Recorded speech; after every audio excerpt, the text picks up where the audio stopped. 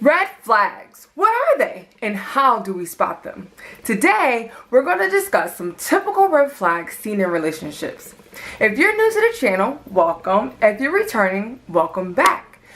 Please take a moment to subscribe to the channel if you have not already. It would mean so much to me. Hey guys, it's Shay with It's Shay's Life, a lifestyle channel that consists of vlogs, makeup tutorials, fashion hauls, relationship tips and advice, and all showing life after a toxic relationship. If you want to know how to get out, just got out, or want to know what's on the other side of a toxic or abusive relationship, stay tuned. A red flag is a sign to warn of imminent danger. So these red flags can denote physical, emotional, or psychological danger. So some include lack of communication. So what that means is basically the abuser is distancing themselves emotionally. They don't want to communicate whenever there's a problem, whenever there's a fight. They never want to talk about anything. These are some things that you want to look out for. Another one is they never apologize. So somebody who never feels like they do anything wrong.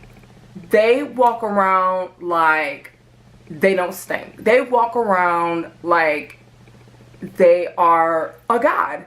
Like you have to worship the ground they walk on.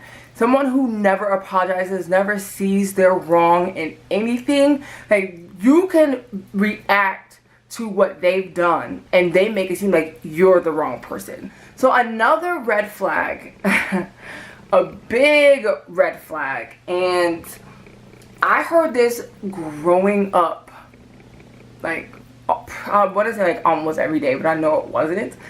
A man will treat you as well as he treats his mom.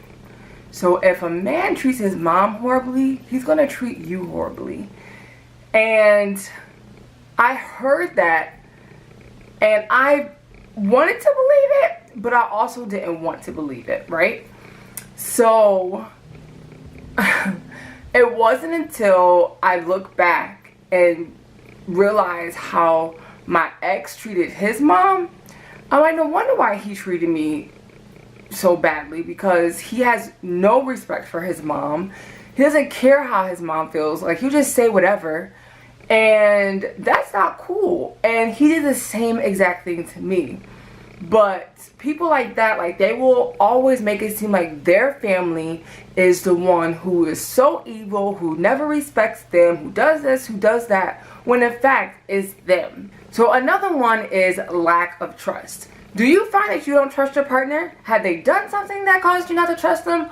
Or is there like this little pit in your stomach that you're like, man, like there's just something about this person that I don't know. Like I feel like I either can't tell them everything or like there's something's off. Trust your gut, because if you feel that way, there's a reason. Like there's a reason why this person should not be trusted. Does your partner not tell you everything, or you feel like your partner doesn't tell you everything? Like when you're asking them questions or you're just talking about their day and you just feel like something's off with the story, like they're missing a big chunk of this story, like it's just not flowing correctly, trust that. I remember telling myself, even though I wanted to build a life with my partner and I wanted to like marry my partner and all that kind of stuff, but like especially towards the end, I kept asking myself, how can you marry somebody who you cannot trust? I didn't trust him. I couldn't trust him as far as I could throw him, and I could not throw him very far. Like, he did a lot of stuff that I had found out about that he wouldn't fess up to. And like I said, like there was just things like I would ask questions or he would just tell me stuff and I'm like, this doesn't make sense. Like there's something missing here. I just don't know what it is and I can't put my finger on it, but I just could not trust him.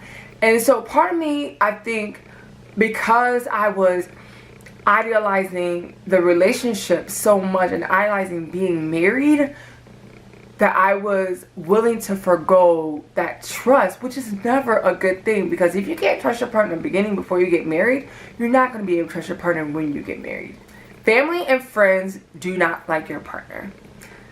If your friends or your family is always saying some type of something about your partner, that ain't the one. If your family and friends always telling you what they don't like about your partner, they always seem off, or the partner's always changing in front of your family, like they're not the same person that they are in front of you, it's time to let them go. Another red flag in a relationship is if your partner enjoys fighting. Do you find that every time that you're having to talk with your partner, it ends up turning into a fight and you really don't understand like what happened, how it happened? Like they just find things to argue about because they like the drama of it.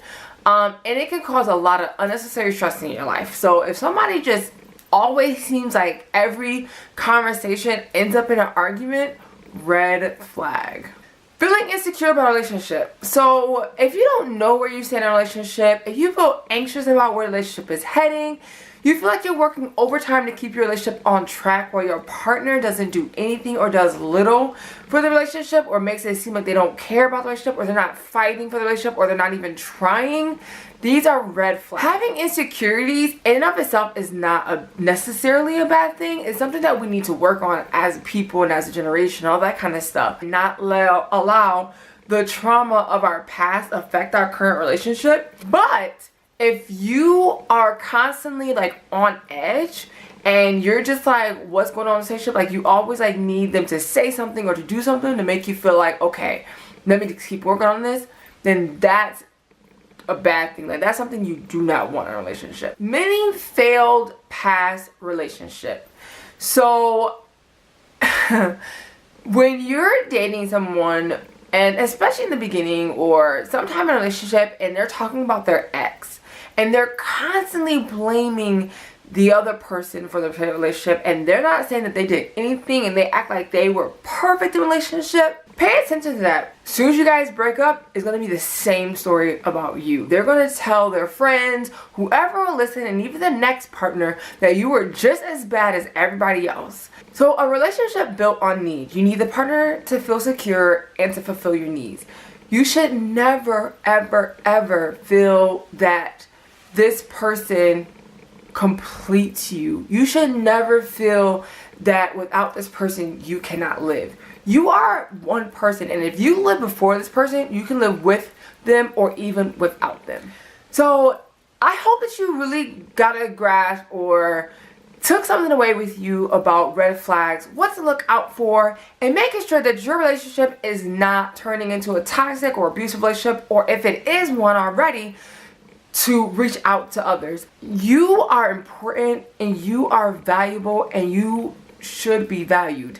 If you feel like you're not being valued in a relationship that you're currently in, it is time to move on and heal and work on yourself so that you can be in a relationship that you are always constantly feeling valued and feeling like someone supports and loves you for you, and finds that you guys are two individuals coming together as one, but you still have your separate identities. That is very important in a very healthy relationship. So I hope this was very helpful, and I look forward to seeing you guys in our next video. New video comes out on Mondays and Fridays at 12 p.m. noon. And remember, we're only growing from here. Talk to you later. Bye.